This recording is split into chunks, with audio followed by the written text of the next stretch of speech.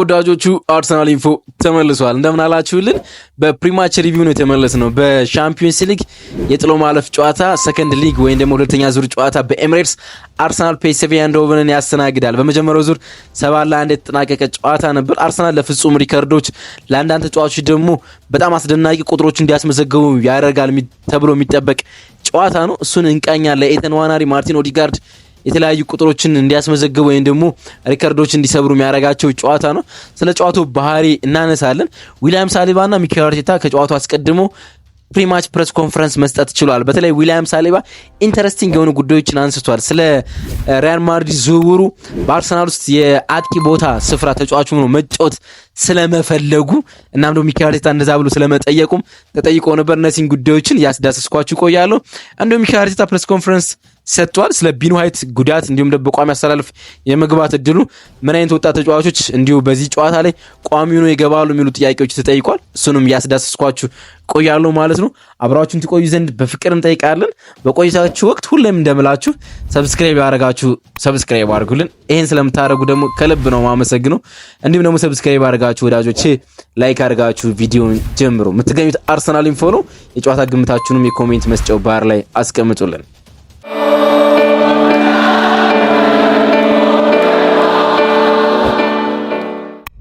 ወደ ሩብ ፍጻሜው ለመቀላቀል ወይም ደግሞ የመጨረሻ 8 ተሳታፊዎች ውስጥ ለመግባት በኤንዶቨን ፒኤስቪን በኔዘርላንድ ማለት ነው 7-1 ማሸነፍ ችሏል።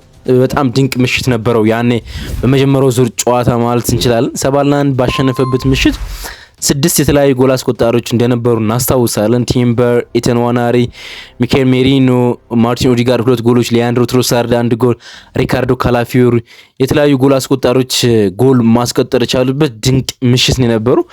ኤተን በሻምፒዮንስ ሊግ በተከታታይ ጨዋታዎች ጎል ያስቆጠረ ወጣቱ ተጫዋች ሆኗል በዛ ጨዋታ ላይ ማለት ነው። ሌላው በጣም ድንቅ ተጫዋች እሱ ነው የነበረ። በጣም የሚገርመው ቁጥር ከ18 ዓመቱ በፊት ማንም ተጫዋች በተከታታይ 3 ጨዋታዎች ላይ ጎል አላስቆጠረም። ኢተን በዛሬው ምሽቱ የኤሚሬትስ ጨዋታ ላይ ጎል ማስቆጠር የሚችል ከሆነ በታሪክ የመጀመሪያው በ17 ዓመቱ ወይም ደግሞ 18 ዓመት ሳይሞላው በተከታታይ 3 የሻምፒዮንስ ሊግ ጨዋታ ላይ ጎል ማስቆጠር የቻለ ወጣት ተጫዋች ያደርገዋል። ክሌመን ምባፔ 18 ዓመት ከ113 ቀናት ላይ በዝቅተኛ እድሜ ጎል ያስቆጠረው ወጣት ተጫዋች ነው። በ18 ዓመቱ ከ113 ቀናት ላይ ነው ይሄን ማድረግ ችሎ የነበረው። ኢተን ዛሬ ጎል ማስቆጠር የሚችል ከሆነ በታሪክ የመጀመሪያው ተጫዋች መሆን ይችላል ማለት ነው። እንግዲህ ዛሬ አርቴታ 20ኛ ሻምፒዮንስ ሊግ ጨዋታውን ያከናውናል በኤሚሬትስ ከፒኤስቪ ጋር። ከዚህ በፊት 19 ጨዋታዎችን አድርጓል። ከመጀመሪያ 20 ጨዋታዎች ውስጥ ወይ ደግሞ ከመጀመሪያ 19 ጨዋታዎች ውስጥ 13 ድሎችን መቀናጀት ችሏል። ይህ ደግሞ በታሪክ 10ኛው አሰልጣኝ ያደርገዋል። በመጀመሪያ 20 ጨዋታዎች ውስጥ ብዙ ጨዋታዎችን በማሸነፍ ማለት ነው።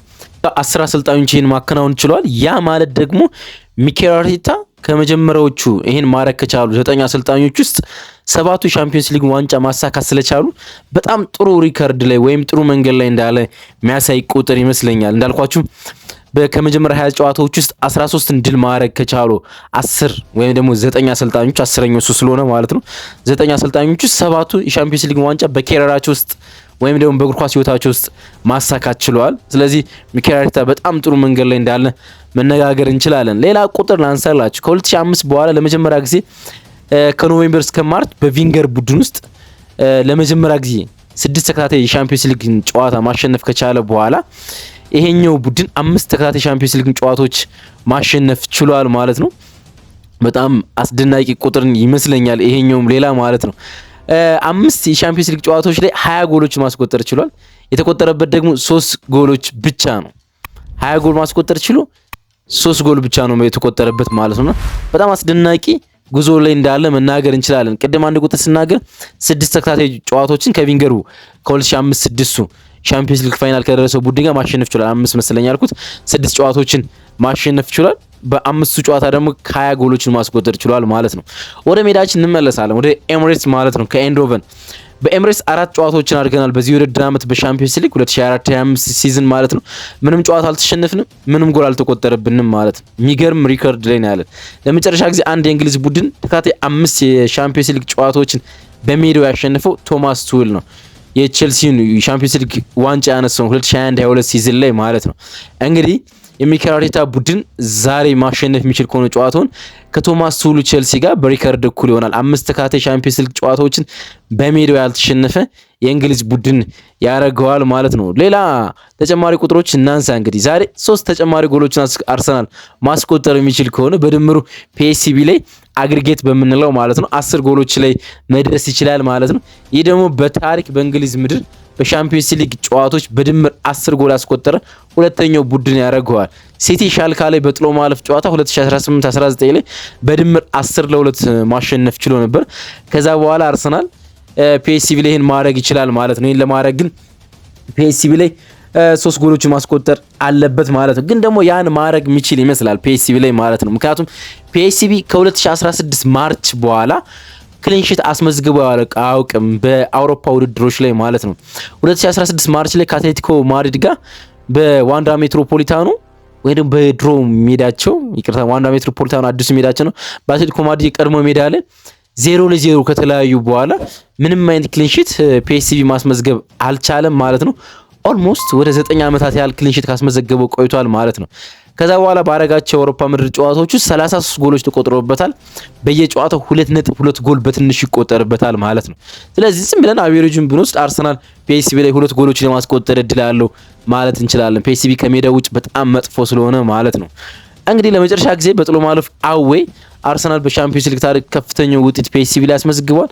ፒኤስቪ የመጨረሻ 6 ወደ እንግሊዝ መጥቶ ካከናወናቸው ጨዋታዎች ውስጥ ማሸነፍ አልቻለም። የመጨረሻ 6 ጉዞዎችን ማለት ነው። 2 አቻ ወጥቶ 4 ሽንፈቶችን አጋጥሞታል። ሁለቱ የመጨረሻ ወደ እንግሊዝ ምድር መጥቶ የተሸነፈባቸው ጨዋታዎች ደግሞ በአርሰናል ናቸው። ባለፈው የውድድር ዓመት በምድብ ጨዋታዎች ጋር ከፒኤስቪ ጋር ተገናኝተን ነበር። ኤንዶቨን ላይ 1-1 ተለያየን።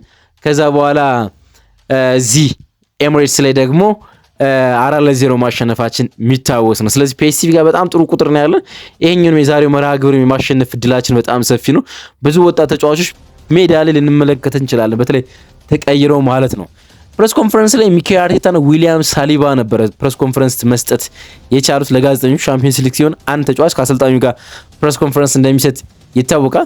ዊሊያም ሳሊባ ነበር የሰጠው አንደኛው። በጣም ኢንተረስቲንግ የሆኑ ሀሳቦች ስላሉት የዊሊያም ሳሊባን አስቀድማለሁ ከሚኬል አርቴታ። አንደኛው የተጠየቀው የአጥቂ ስፍራ ቦታውን መጫወት እንደሚችል ለአርቴታ መናገሩን ወይ ደግሞ አርቴታን ስለመጠየቁ ሚዲያዎች እንደሰሙ ጠየቁት። አጥቂውኛ መጫወት ፈልጋለሁ ብሎ ሚኬል አርቴታን ጠይቀሃል ወይ ብለውት ነውና በጣም ፈገግ ነው ያለ። ይህን ጥያቄ ለቦስ የጠየቅኩት በቀልድ መልክ ነበረ። የፊት መስመር ቦታ ላይ አጥቂውኛ መጫወት እንደምችል አውቃለሁ አለ። ነገር ግን እዚህ ትልቅ ክለብ ውስጥ ይህንን ኃላፊነት መውሰድ በጣም ከባድ። እዚህ ክለብ ውስጥ እዚህ ቦታ ላይ መጫወት ትችላለህ ብባል እጫወታለሁ አለ። ግን እዚህ ክለብ ውስጥ በፊት መስመር ውስጥ መጫወት በጣም አስቸጋሪ ቦታ ነው። አጥቂውኛ መጫወትበት የምችልበት ክለብ አይደለም፣ በጣም ግዙፍ ክለብ ነው አለ። ግን ደግሞ አሰልጣኙ በየትኛውም ኃላፊነት ውስጥ እንድጫወት የሚጠይቀኝ ከሆነ ግን ያለ ማድረግ ዝግጁ ነኝ፣ እዛ ቦታ ላይ እገኛለሁ ነው ያለ። ያውም ሲናገር ቃል በቃል አሰልጣኙ ከፈለገኝ እዛ ቦታ ላይ እገኛለሁ በማለት ነው እንግዲህ መናገር የቻለው። ስለ ዋንጫም ጠይቀውት ነበር። ዘሞስ ፕሮቶኮል የተሞላበት ወይ ዲፕሎማት የሆነ መልስ ነው መመለስ የቻለው ማለት እንችላለን። እውነት ለመናገር ቡድናችን ለዋንጫ እጅግ የቀረበ ይመስለኛል። ለዋንጫ በጣም ቅርብ ነን እኛ። ሁሌም ወደፊት እንቀጥላለን። እንደዚህ ለዋንጫ ይበልጥ ስትጠጋ በጣም ጥሩ ስሜት አለው። በእርግጥ ለዋንጫ በተደጋጋሚ ቀርበህ ዋንጫዎችን ካላሸነፍክ በጣም ያሳዝናል። ነገር ግን መቀጠል አለብን። ትናንት ካላልተሳካ ዛሬ ይሳካ፣ ዛሬ ካልተሳካ ደግሞ ነገ እንደሚሳካ እምነት አለን። አንድ ነገር ግን አረጋግጥላችኋለሁ፣ እኛ የምንፈልገው ዋንጫን ማንሳት እንደምንችል ወይም ደግሞ ዋንጫ ማንሳት ጫፍ ላይ እንደምንደርስ አረጋግጥላችኋለሁ በማለት ነው እንግዲህ ለአርሰናል ደጋፊዎች በየትኛውም ጊዜ ቢሆን ዋንጫ ማንሳት እንደሚችል መናገር የቻለው። ሌላ ስለ ፕሪሚየር ሊግ ዋንጫ ፉክክር ጠይቆት እውነት ለመናገር በዚህ ሲዝን እንደ ቡድን ካጋጠሙን በርካታ ውጣ ውረዶች አንጻር የሊጉን ዋንጫ ማንሳት አይገባንም ወይም ደግሞ ሊቨርፑሎች ለዚህ በጣም ቅርቦች ናቸው። የነጥብ ልዩነታችንም እሱን ይናገራል። እናም እነሱ ከኛ የቀረቡ ናቸው ዋንጫውን ለማንሳት በማለት ነው እንግዲህ መናገር የቻለው። አንዳንዶች እንግዲህ ሳሊባን ወደ ሪያል ማድሪድ የመድ እድል አለው በማለት ከሰርጂዮ ራሞስ ጋር ያነጻጽሩታልና እሱን ጠይቀውት ነበርና ሰርጂዮ ለኔ በጣም ምናልባትም በእግር ኳስ ከተመለከትኳቸው የኋላ መስመር ተጫዋቾች በጣም አስደናቂ ተጫዋች ነውና ከሱ ጋር መነጻጸር ለኔ በጣም ትልቅ እድልና ኩራት ነው በማለት ነው እንግዲህ መናገር የቻለው። በአርሰናል ቤት ስላለው ኮንትራትም ጠይቀውት ነበርና ሊለቅ እንደሚችል ስለሚወራ ማለት ነውና እኔ ሁሌም እንደምናገረው አርሰናል ቤት ህይወት በጣም ተመችቶኛል። ልክ ቤቴ እንዳለው ነው የምቆጥረው። እውነት ለመናገር እዚህ አርሰናል ቤት በመሆኔ ደስተኛ ነኝ። ከዚህ ክለብ ጋር በርካታ ያልጨረስኳቸው የቤት ስራዎች ይቀሩኛል። በዚህ መቆየትን እፈልጋለሁ አለና ስለ ወደፊት ብሎ ጠየቁት። ወደፊት ትለቃለህ ሲሉት በአርሰናል ቤት ትልልቅ ዋንጫዎችን ማሸነፍ ፈልጋለሁ። እናም በዚህ ክለብ ውስጥ ምንም ሳታሸንፍ ከለቀቅ በቀላሉ ትረሳለህ። ብዙ ሌጀንዶች አልፈዋል። እናም ላለመረሳት ዋንጫዎችን ማንሳት እፈልጋለሁ። ከትላላቆቹ እንደ ቴሪ፣ ዳንኤል ኦነሪ፣ ቬራና ፔሬዝ ከመሳሰሉ ሌጀንዶች ስፍራ ላይ መቀመጥ እፈልጋለሁ። ያን ለማስቀመጥ ወይም ደግሞ ስሜን ደግሞ ከነሱ ተርታ ላይ በደማቅ ለማጻፍ ዋንጫዎች ግድ ያስፈልጉኛል በማለት ነው እንግዲህ ዊሊያም ሳሊባ ከሚኬል አርቴታ ጎን ላይ ቁጭ ብሎ ፕሬስ ኮንፈረንስ የሰጠ ማለት ነው። የሚኬል አርቴታን ፕሬስ ኮንፈረንስ ስንቃኝና በትንሹ ማለት ነው በተለይ ደግሞ ሜን ፖይንቶችን እንቃኝና ፕሪዲክት ላይን አፑን አስቃኛቸዋለሁ። እንዲሁም የኦፕታን የጨዋታ የማሸነፍ ግምት ለማን እንደሰጠው እንመለከታለን ማለት ነው። የቡድን ዜናዎች የመጀመሪያ ለሚኬል አርቴታ የቀረበለት ጥያቄ ነው። ማን በጉዳት አለ፣ ማን ከጉዳት ውጭ ነው የሚለው ማለት ነው። ሁሉም ሰው ከማን ዩናይትድ ጋር ከነበረው የቡድን ስብስብ ምንም አይነት ችግር አልገጠማቸውም። ጨዋታቸውን ጨርሰዋል። ስለዚህ ተመሳሳይ ተጫዋቾች ይገኛሉ ብዬ ጠብቃለሁ።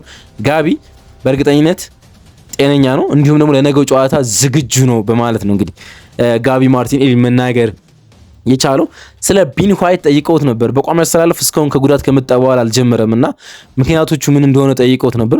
ቢን ካጋጠሙ ጉዳት አገግሟል። ነገር ግን አሁንም አንዳንድ ጫናዎችና ችግሮች እያጋጠሙ ስለነበረ ይህን በደንብ ማኔጅ ማድረግ የሚገባን ይመስለኛል። ለዚያ በጣም እየተጠነቀቅንለት እንገኛለን። አሁን ግን ጨዋታ ለመጀመር ዝግጁ ነው በቋሚ አስተላለፍ ብሏልና ብዙ ሚዲያዎች እንደሚናገሩት ቢኒ ብላኮ ወይም ቢን ዋይት በቋሚ አስተላለፍ እስከ ረጅም ጊዜ በኋላ እንመለከተዋለን ማለት ነው። እንደኔ የቢን ዋይት ወዳጅ ከሆናችሁ ማለት ነው። ሌላው ራሂም ስተርሊንግ በፒኤስቪ ጨዋታ በቋሚነት ይጀምራል ወይ? በማንቸስተር ዩናይትድ ጨዋታ ላይ ምንም አይነት የጨዋታ ሰዓት አልነበረውም ብለው ጠይቆት ነበር። ልክ እንደ ማንኛውም እንዳልገቡ ተጫዋቾች አለ ሚኬል አርቴታ። እሱ ብቻ ሲሆን ሌሎች ያልገቡ ተጫዋቾች አሉ። ስለዚህ እንደ ማንኛውም እንዳልገቡ ተጫዋቾች አልገባም።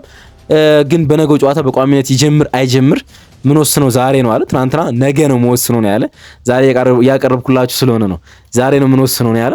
ስለ አዲሱ ስፖርቲንግ ዳይሬክተር ጠይቀውት ነበረ አንድሪያ በርታ ማለት ነውና ስሜቱ ምን እንደሆነ ለኔ የሹመት በጣም ምርጡ ሹመት ነው አለ።